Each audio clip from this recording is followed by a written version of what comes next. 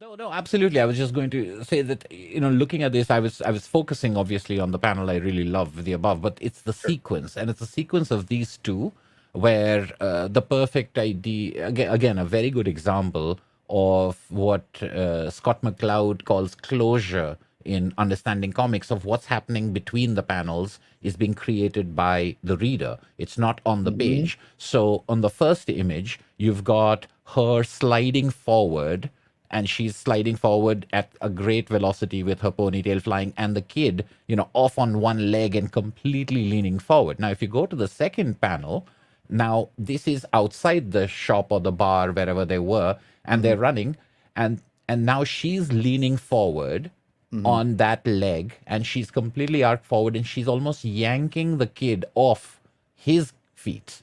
Hmm. So what happened between there is she completed her slide, picked herself up, and achieved enough velocity from the slide to be moving forward so much that that kid who's moving that fast needs to be yanked and pulled even further.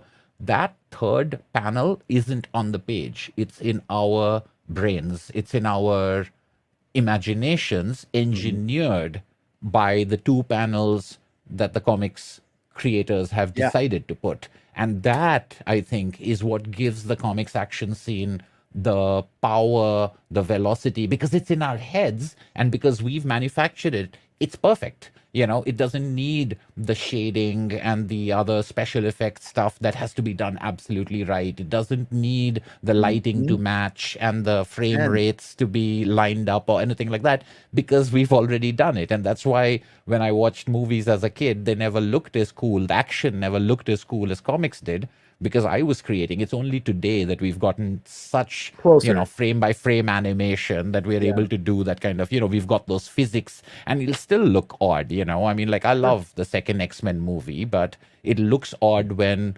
Wolverine, sort of leaps from one end of the room to the other. We can all tell it's wires. It doesn't look like a real jump, because movies have those limitations. And when someone jumps in the comic, when Spider-Man jumps, 3 floors, it's like, it's perfect because it's in my head. So I think engineering that head action is where comics' power is. And I really like these two panels as an example of not just the velocity and the action that they show, but the velocity and the action that they imply and create between them. Yeah. Which is, where the magic is for Yeah, comics. absolutely.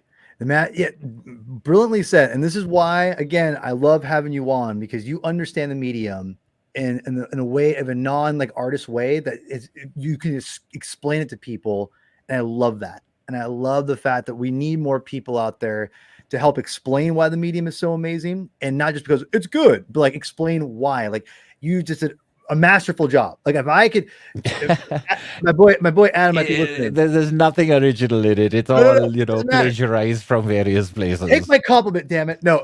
Okay, fine. Thank you very much. But